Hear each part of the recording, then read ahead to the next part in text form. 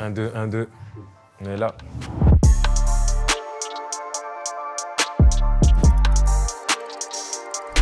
Salut tout le monde, on espère que vous allez bien. On est en direct de Manchester avec un invité exceptionnel, Monsieur Paul Pogba.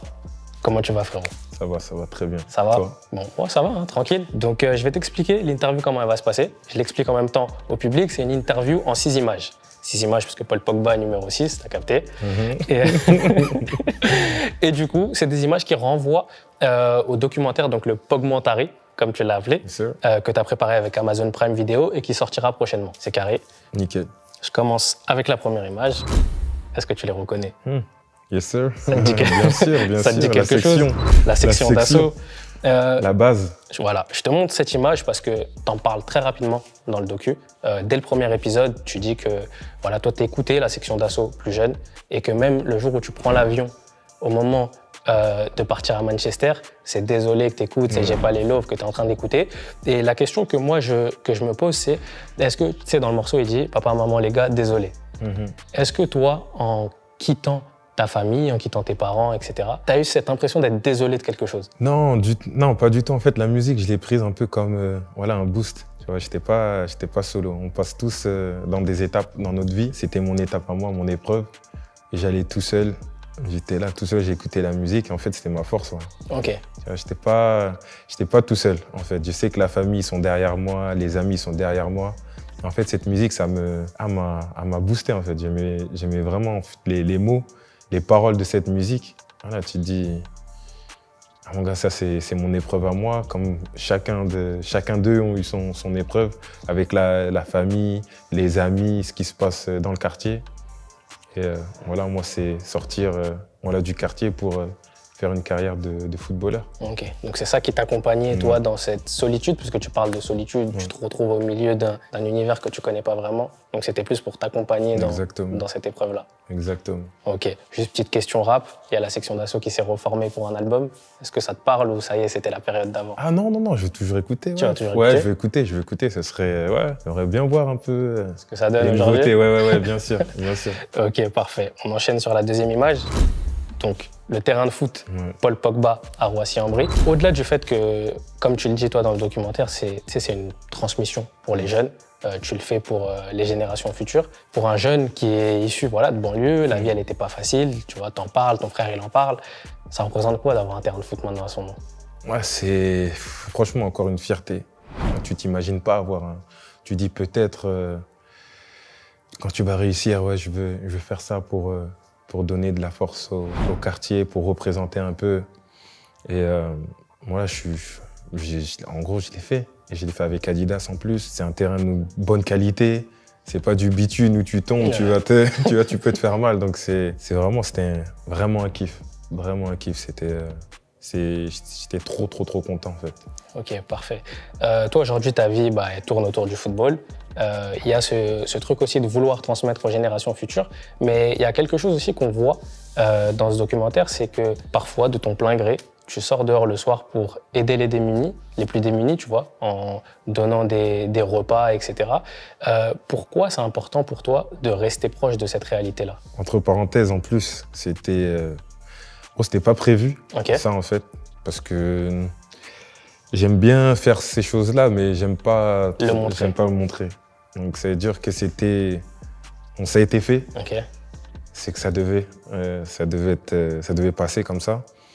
Après, tu vois, juste pour rester humble, savoir d'où je viens, Dieu merci, j'ai pas été dans cet état-là où voilà, vivre dehors, mais je sais qu'on n'avait pas des moyens, mais si je peux aider vraiment les gens autour de moi, c'est déjà, ça me fait du bien au cœur. Et c'est un plus. Voilà, si tout le monde essaie d'aider un peu le monde, voilà, je pense qu'il n'y aurait pas d'SDF, il y aurait moins de problèmes. Donc c'est rien.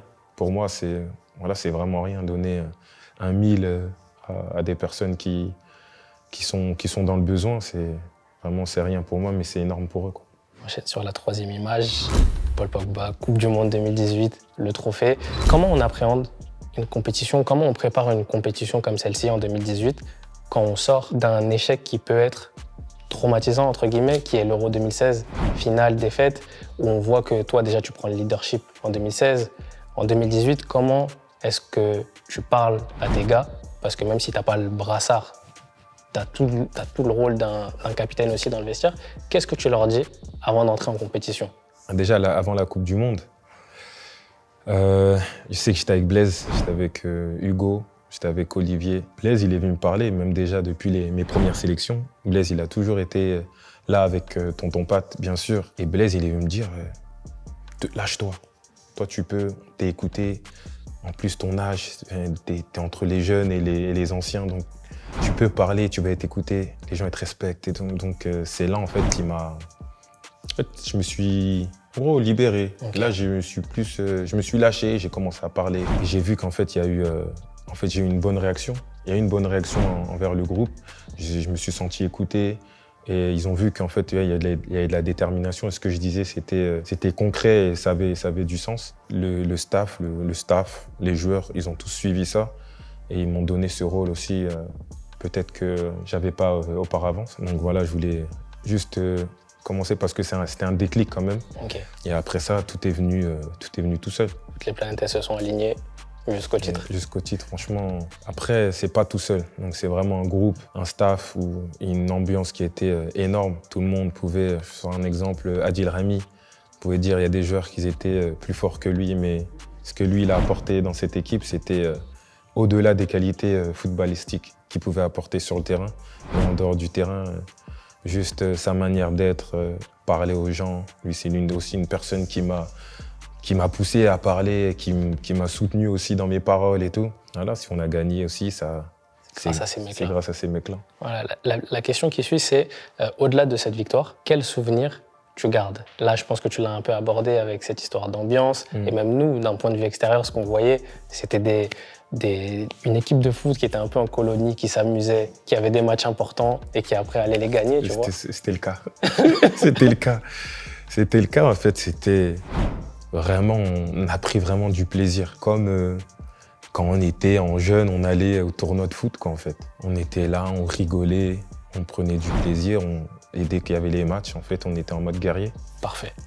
On enchaîne avec la 4e image, Tinos. Donc, dans le docu, il y a le morceau 93 mesures qui intervient par petits bouts à des moments. Et en fait, en réécoutant le son, il y a une phrase qui dit « Je me rappelle quand je priais pour tout ce que j'ai aujourd'hui. Les choses simples, le bonheur est dans les choses simples. » Je me rappelle de quand je priais pour tout ce que j'ai aujourd'hui. Choses simples. Le bonheur est dans les choses simples. Ouais. Est-ce que tu es d'accord avec moi si je te dis que cette phrase, elle illustre parfaitement l'homme, Paul Pogba, dans le documentaire? Non, c'est vrai, en fait, c'est moi, mais c'est l'image que les personnes qui me connaissent pas, ils peuvent pas s'imaginer ça parce qu'il y a les réseaux, oui, parce qu'il y a les médias, ça parle beaucoup des coupes des cheveux. Ouais, ça c'est moi et c'est mon rôle en fait aussi qui est sur le terrain. J'ai toujours été moi, danser, bonne ambiance, coupe de cheveux, parce que pour moi ça n'a pas d'importance en fait.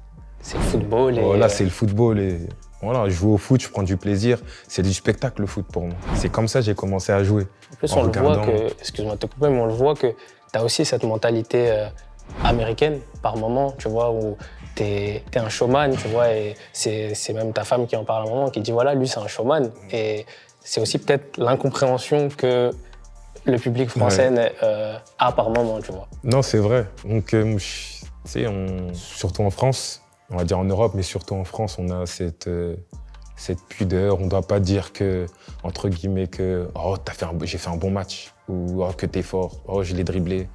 Et nous, en fait, dans le quartier, ça commence comme ça. C'est les vannes. On se chambre, voilà, on se chambre, on rigole, tout en étant sérieux, tout en étant, tu vois, je reste humble parce que je veux progresser, je veux avancer, je sais que je suis loin d'être arrivé. Il y a des gens qui sont au-dessus de moi, donc, mais en tout cas, ça, c'est ma personnalité, c'est moi.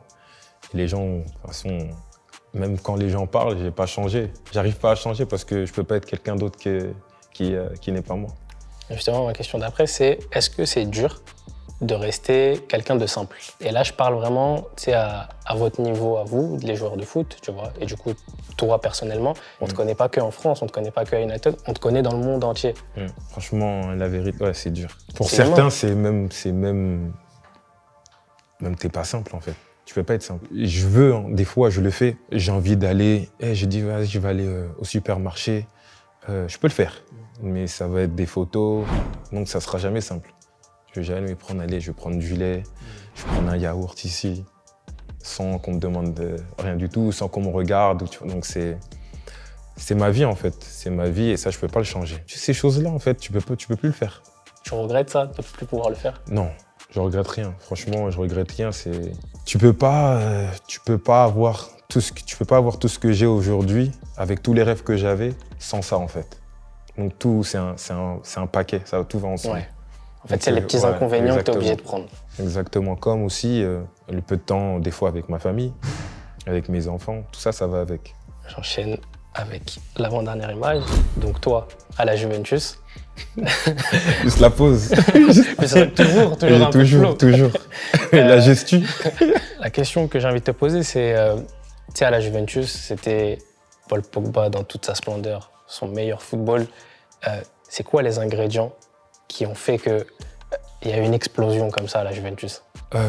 Déjà, ça a commencé avec la confiance, l'amour que j'ai ressenti en Italie, en étant noir, jeune joueur noir, parce que quand tu viens en Italie, c'est pas pareil qu'en France ou qu'en Angleterre. Il y avait du racisme, et donc sur les terrains aussi. Arriver en Italie et m'accueillir comme ça, entre guillemets, c'était énorme. En fait, moi, ça m'a vraiment touché. C'est comme si c'était parti de... Ils sont partis de « Ah, c'est qui ce noir ?» à Pogba. En fait, moi, je l'ai pris... je le prends qu'en bien. Donc c'est me faire arrêter par des vieux, parce que là-bas, c'est vraiment des fans de foot. Ouais. Tout le monde regarde le foot. Football, c'est vraiment le sport. Voilà, je me suis vraiment senti aimé, que ça soit à la Juve et en dehors, enfin, sur le terrain et en dehors du terrain. Et être libre, en fait, être moi, prendre du plaisir. Et ça, quand t'es bien dans ta tête, voilà, tu peux que briller. Donc si moi, je suis un coach et je veux faire briller Pogba, c'est confiance, amour et larme. Et plaisir. Et plaisir. Jouer au foot, quoi. Parfait. On va finir avec la dernière image. C'est pas mal de grands coachs qui sont assis là. Est-ce qu'un jour, on pourrait te voir en mode coach avec ces grands messieurs sur une photo? Je me pose encore la question. Ouais. Des fois, je me dis, parce que j'aime vraiment le foot, mais c'est énormément de temps aussi. Je remarque que c'est beaucoup de stress. Ouais. C'est beaucoup de stress, donc il faut être très, très bien entouré. Mais ça reste un point d'interrogation. Est-ce que tu penses que le joueur a plus de stress que l'entraîneur ou l'entraîneur a plus de stress que le joueur? Les deux ont du stress. Ouais. C'est pas pareil. C'est pas le même. C'est pas pareil parce que je suis pas coach, je suis joueur et j'ai envie de jouer tous les matchs, par exemple. Des fois, t'es pas bon et le coach il doit faire des choix. En tant que joueur, t'es tout seul. Et un coach, il doit gérer 23, jusqu'à 25 joueurs. Tu peux pas tous les faire contents. C'est pas facile. Franchement, des fois, j'aimerais pas être coach des fois. Je veux pas me mettre à la place du coach. Ok. Ça, c'était la question sur ton futur en mode coach. Mais à un moment donné, tu évoques ton futur en mode acteur. Alors, est-ce que tu le dis sur le ton de l'humour ou c'est quelque chose de faisable? Non, pour moi, c'est un rêve. Okay. J'aime énormément les films, les séries.